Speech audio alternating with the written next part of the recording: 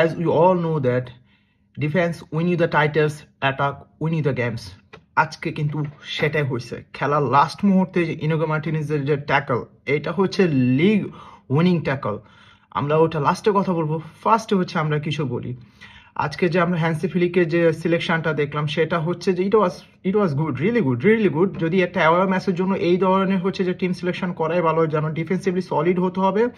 দেন হচ্ছে যে অ্যাটাকারও যারা ছিল they are all in form, so it was really good যে এই ধরনের সিলেকশনটা করেছে আজকে team সিলেকশনটা।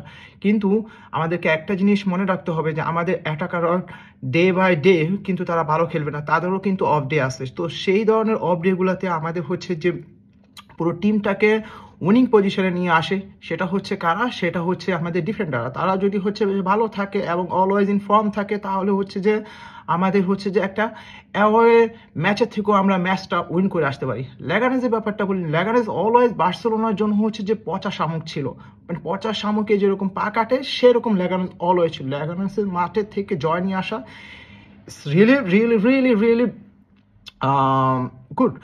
Then the another thing হচ্ছে যে লামিন ইয়ামালের অফ ফর্ম যাবে, রাফিনারও হচ্ছে যে একটা বাজে দিন যাবে, লেভানডস্কিও যেতে পারে। কিন্তু ডিফেন্স যদি আমাদেরকে অলওয়েজ এইভাবে সাপোর্ট দিয়ে আসে, I think this league is for us. এবং ইনিগো মার্টিনের যে ট্যাকল কিন্তু আজকে সেটাই বলে, জেরার্ড মার্টিনের যে ট্যাকলের থেকে যে রাফিনা বল পেয়ে ক্রসিং দেয়, দেন ওন গোল যেটা হয়, সেটাও কিন্তু সেটা বলে। আজকে আমাদের অ্যাটাকারদের একটা বাজে ডে ছিল। যতগুলো ফরওয়ার্ড রান মেকিং পাস হচ্ছে, প্রত্যেকটা পাস কিন্তু হচ্ছে যে লেগানেজের ডিফেন্ডার ওয়ান্ডারফুলি ডিস্ট্রয় করে দেয়। এর একটা রিজন ছিল কজ এটা লো ব্লকিং টিম। এই ধরনের লো ব্লকিং টিমের আন্ডারে পাস বের করা ইজ রিয়েলি টাফ। যারা হচ্ছে যে বার্সেলোনা আমরা অলওয়েজ নোটিস করি যে বিগ টিমের অ্যাগনেস্টে অনেকগুলো দেয়, বুলডোজার চালা বলা যায় যে 4টা 5টা 6টাও গোল দিয়ে দেয়। কিন্তু লো ব্লকের টিমের সাথে বার্সেলোনা যখনই খেলতে আসে, we are watching that they are suffering a lot.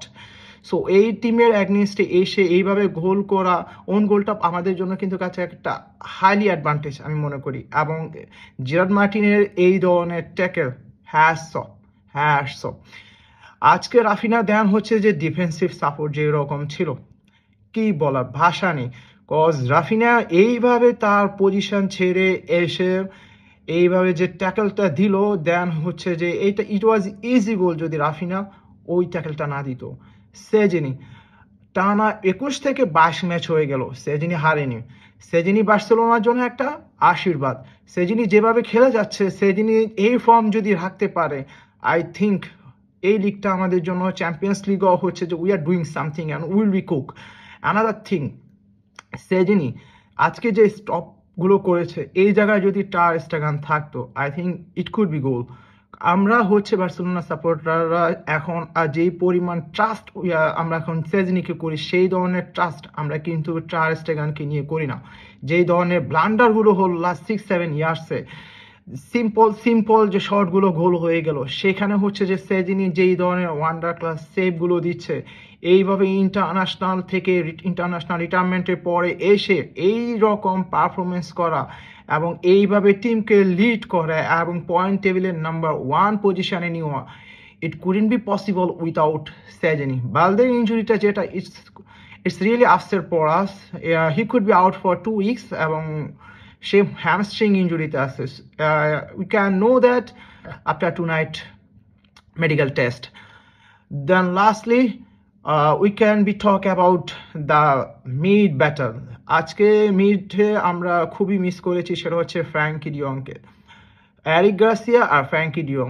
Eric Garcia হচ্ছে যে জেনুইন ডিফেন্ডার, জেনুইন এই ডিফেন্ডারের পক্ষে মেকশিফট মিডফিল্ডার হয়ে ফ্র্যাঙ্কি ডিয়ংয়ের মতো খেলা, ইট could be really hard for him. But Frenkie de Jong আসার পরে সেকেন্ড হাফে যেভাবে মিডটা ডমিনেন্স হয়েছে, দেন ফ্রেডির সাথে যেভাবে কানেকশনটা হয়েছে, যেভাবে বল ডিস্ট্রিবিউশন হয়েছে রাফিনার উপর, লেভানডস্কিকে, দেন হচ্ছে যে লামিন ইয়ামালকে, ফাহমিন লোপেজকে, that was fantastic. And the Fermin Lopez হচ্ছে আজকে যে হার্ড পজিশন থেকে বলটা বের করে নিয়ে এসেছে এবং বের করে নিয়ে আসার পরে যে এটা গোল হওয়ার কথা, বা সেটা হলো না, এই ধরনের মিস হাস্যকর। তারপরে হচ্ছে যে ফার্মিন লোপেজ বার্সেলোনায় রিয়েলি ডেঞ্জারাস সিজনের লাস্টে হয়ে যাচ্ছে এবং ফ্রান্সি ফ্লিকের মোস্ট ট্রাস্টেবল প্লেয়ার কারেন্টলি বলা যায় যে ও একজন।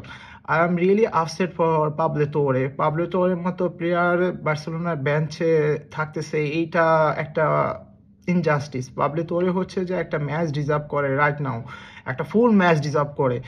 সেই তুলনায় আজকে যখন ফার্মিন লোপেসকে ওঠানো হয়েছে সেখানে হচ্ছে যে পাবলো তোরেকে নামানো যেতে পারে, কারণ পাবলো তোর মাঝে মাঝে যে আউট অফ দ্য বক্স যে শটগুলো নেয়, এই ধরনের আউট অফ দ্য বক্স শটগুলো মাঝে মাঝে হচ্ছে যে ম্যাচ ডিসাইড করে দেয়। এখন আসা যা বলা যায় যে ইনিগো মার্টিনেজকে নিয়ে, দেখুন ইনিগো মার্টিনেজ যখন শাভি হার্নান্দেজ নিয়ে আসে সেটা হচ্ছে ফ্রিতে নিয়ে আসে। এই ধরনের একটা ফ্রিতে প্লেয়ার এসে শাভি হার্নান্দেজের আন্ডারে খুব একটা গেম টাইম পায়নি, বাট হ্যান্সি ফ্লিক যেভাবে রিডামশন নিয়ে এসেছে এবং যেইভাবে হচ্ছে যে সে খেলতেছে, আমরা বলা যায় যে ইনিগো মালদিনেস, যারা হচ্ছে যে মালদিনি খেলা দেখছে, পাওলো মালদিনি, আমরা জানি পাওলো মালদিনি এই ধরনের ট্যাকেলগুলো করতো লেফট ফুটেডে, এইভাবে গেম ডিস্ট্রিবিউশন, লিডারশিপ এগুলোই করে থাকতো। সেইটাই হচ্ছে যে ইনিগো মার্টিনেজের এই বুড়ো একটা প্লেয়ারের আন্ডারে আমরা বর্তমানে দেখতে পাইতেছি। ইনিগো মার্টিনেজ যেভাবে বল রান নিয়ে এসে একদম অপোনেন্ট হাফে চলে আসে, বালদেকে যেভাবে পাস দিচ্ছে, জেরার্ড মার্টিনকে যেভাবে পাস দিচ্ছে, দেন হচ্ছে যে একটা মিডফিল্ডারের মতো উপরে এসে যেইভাবে হচ্ছে লামিন ইয়ামাল, দেন হচ্ছে লেভানডস্কিকে খুঁজে নিচ্ছে।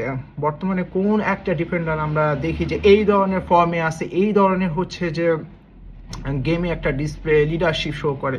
Really hard. Left footed footballer তো নেই বর্তমান ওয়ার্ল্ডে এই রকম ভাবে খেলা। বার্সেলোনা আসলে হচ্ছে যে লাকি যে ইনিগো মার্টিনেজের মতো একটা প্লেয়ারকে ফ্রি কস্টে পেয়েছে। দেন সে হ্যান্সি ফ্লিকের আন্ডারে যেভাবে অফসাইড ট্র্যাপ যেভাবে ক্রিয়েট করতেছে, আজকেও আমরা দেখতেছি যে মানে অনেকগুলো অফসাইড ট্র্যাপ তার হয়েছে। ইনিগো মার্টিনেজ আজকেও সুপার ফর্মে ছিল, সে হচ্ছে যে 7 ক্লিয়ারেন্স করেছে, 2 ট্যাকল এবং 5 ডুয়েল উইন হয়েছে। এবং এই ধরনের পারফরমেন্সই হচ্ছে যে অ্যাওয়ে ম্যাচে কিন্তু বার্সেলোনার আজকে উইন হওয়ার জন্য এনাফ।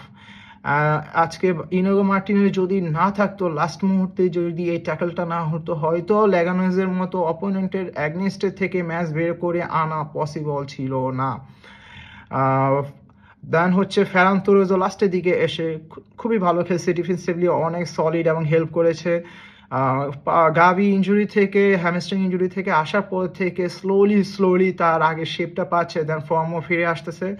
তাকে আরও গেম টাইম দেওয়া দরকার। দেন স্টিল কোচ বেটার এবং আমাদের থেকে অনেক কিছু বেশি জানে।